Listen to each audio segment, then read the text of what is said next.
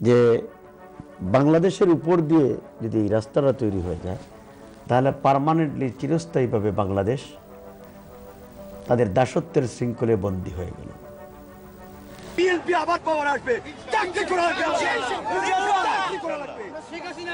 সিলেট অঞ্চলে বিএনপির প্রভাবশালী নেতা এম ইলিয়াস আলীকে গুম করার পর হত্যা করে মেজর জেনারেল জিয়াউল আহসানের নেতৃত্বে একটি কিলিং স্কোয়াড।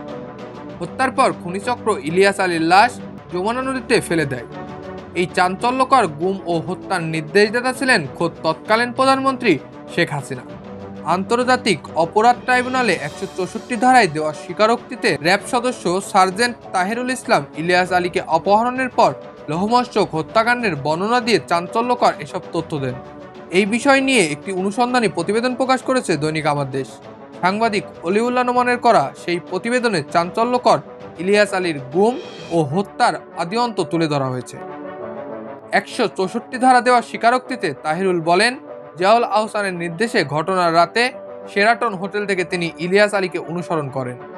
মহাখালী পৌঁছানোর পর জিয়াউল আহসান নিজেই আরেকটি টিম নিয়ে ইলিয়াস আলীর গাড়ি অনুসরণ করেন। ইলিয়াস আলীর গাড়ি বনানীর 2 নং সড়কের বাসার সামনে পৌঁছানোর আগেই বনানীর সাউথ পয়েন্ট স্কুলের সামনে থেকে তাকে তুলে নেওয়া হয়। ইলিয়াস আলীর সঙ্গে তার ড্রাইভার আনসারকেও অপহরণ করা হয়। গাড়িটি জলখাবার হোটেলের সামনে দিয়ে বনানীর 2 নম্বর সড়কে ঢোকার পরে এই অপহরণের ঘটনা ঘটে।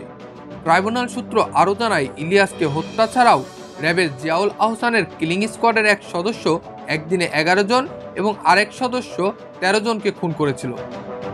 প্রতিবেদনে বলা হয়েছে, আন্তর্জাতিক অপরাধ ট্রাইব্যুনাল ও গুম তদন্ত কমিশন সূত্রে আরও জানা গেছে, ইলিয়াস আলীকে অপহরণের সঙ্গে জড়িত 2 জন সেনা সদস্য বর্তমানে সেনাবাহিনীতে রয়েছে। এরা হলেন ওয়ারেন্ট অফিসার জিয়া ও ইমরুল। জিয়াউল আহসানের রানার হিসেবে গুম ও খুন মিশনের হুকুম তারা তামিল করতেন।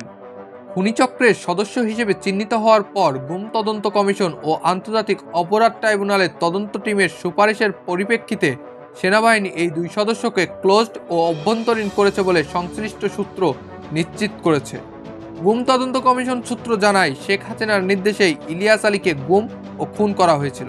শেখ হাসিনা সরকারের সময়ে এসএসএফের মহাপরিচালক ছিলেন লেফটেন্যান্ট জেনারেল চৌধুরী হাসান সোহরাওয়ার্দী। তার সঙ্গে আলাপকালে জানা গেছে, ডিজিএফআইয়ের তৎকালীন ঊর্ধ্বতন কর্মকর্তাদের ডেকে নিয়ে ইলিয়াস আলীকে গুম করার নির্দেশ দিয়েছিলেন শেখ হাসিনা। অথচ পরবর্তী সময়ে ইলিয়াস আলীর স্ত্রীকে ডেকে এনে নাটকও করেছিলেন। পুরাতন শাড়ি পরে জড়িয়ে ধরেছিলেন ইলিয়াস আলীর স্ত্রী ও কন্যাকে। এ সময় ইলিয়াস আলীর স্ত্রীকে শেখ হাসিনা জানিয়েছিলেন, বিএনপি চেয়ারপারসন বেগম খালেদা জিয়ার নির্দেশে অপহরণ করা হয়েছে।